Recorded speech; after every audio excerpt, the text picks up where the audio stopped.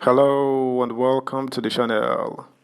Former Delta State Governor James Ibori is said to be the mastermind behind the scene arranging the plea bargain between President Bola Ahmed Tinubu-led government and the embattled former CBN Governor Godwin Emefiele.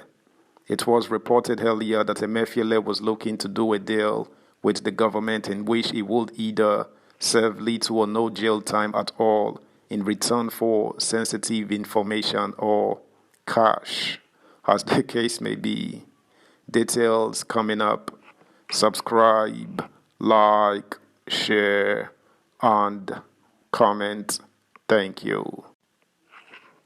Former Delta Governor and ex-convict Ibori masterminds plea bargain scam between Tinubu government and suspended CBN Governor Emefiele. The ongoing plea bargaining efforts by the embattled suspended governor of the Central Bank of Nigeria, Godwin Emefiele, and the Nigerian government is being arranged by former Delta State Governor and United Kingdom ex-convict James Ibori, who has become one of President Bola Tinubu's allies, Sahara Reporters has learned. Sahara Reporters further gathered that Ibori, who was himself accused of multi-million fraud in the UK and spent time in prison, is presently working behind the scenes for Emefiele to plead to lesser charges and get released. Sahara Reporters had on Wednesday reported that the fundamental rights enforcement suits filed against the Department of State Services DSS and the Attorney General of the Federation AGF at the High Court of the Federal Capital Territory FCT by two brothers of Emefiele had been withdrawn. The court's vacation judge, Justice Emmanuel Ogbe, had struck out the suit on Wednesday after the applicants, through their lawyer, informed the court of their decision to discontinue the case.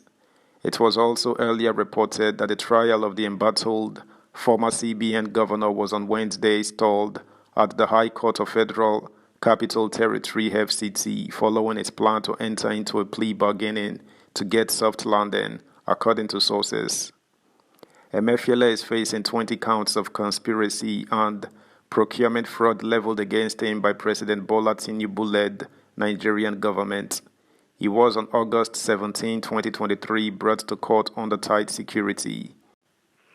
He was scheduled to be arraigned yesterday and take his plea before the presiding judge, Justice Hamza Muazu, but the case was not listed in the court's list.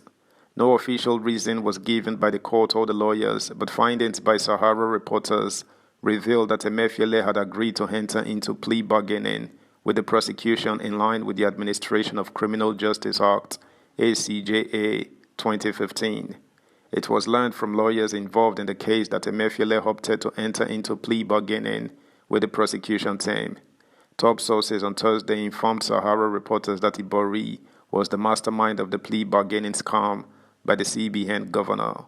The plea bargain scam between the federal government and Emefiele is being arranged by Ibori. He is arranging for Emefiele to plead to lesser charges and get released. He is arranging for him to forfeit an incomplete building in Abuja and pay a fine of 10 million naira, one of the sources said.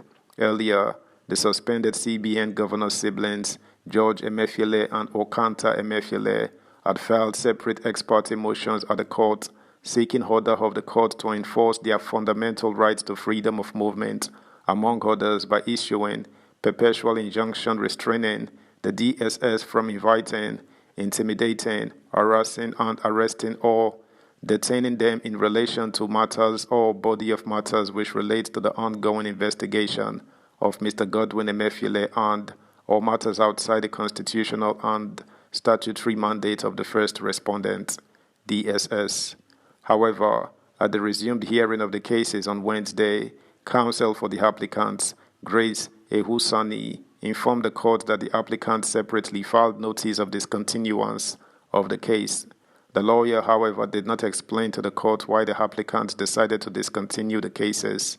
The counsel for the DSS, Ibrahim Hawo, who did not oppose the discontinuance applications by Emefiele's brothers, however, urged the court to dismiss the case instead of striking it out as requested by the applicant's counsel.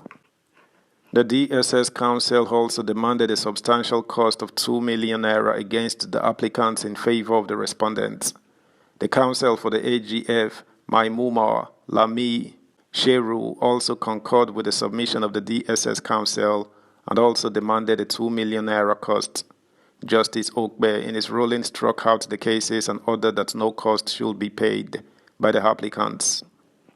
Subscribe, like, share, comment, and please turn the notification bell on. Thank you. By the provisions of the law, the president cannot single-handedly remove Emefiele as central bank governor. Section 11 of the Central Bank Act 2007 specifies the conditions upon which a CBN governor can be removed from office. Section 11(2)(f) empowers the president to terminate the appointment of a CBN governor, but the removal of the governor shall be supported by a 2/3 majority of the Senate, praying that he be so removed.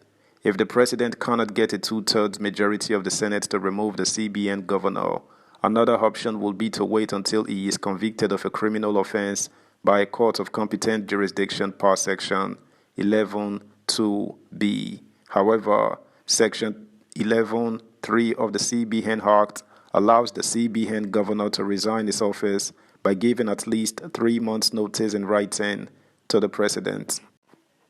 Recall that the federal government withdrew the initial charges of illegal possession of firearms and ammunition filed against Mr. Emefiele at the Federal High Court in Lagos. The Director of Public Prosecutions (DPP) in the Federal Ministry of Justice, Abubakar Mohammed, told the judge Nicholas Oweibo that the application for withdrawal was based on the result of more investigations conducted by the government.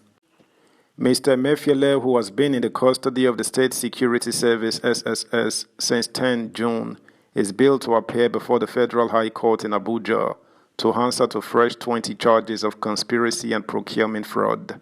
He was charged alongside a CBN staff member, Sahadatu Yaro, and a company, April 1616 Investment Limited. The government accuses Mr. Emefiele of conferring corrupt advantages on Mrs. Yaro through the award of contracts to a company up to the tune of 99.9 million naira for the supply of cars. That's the news, guys. Thanks for listening. Until next time, bye.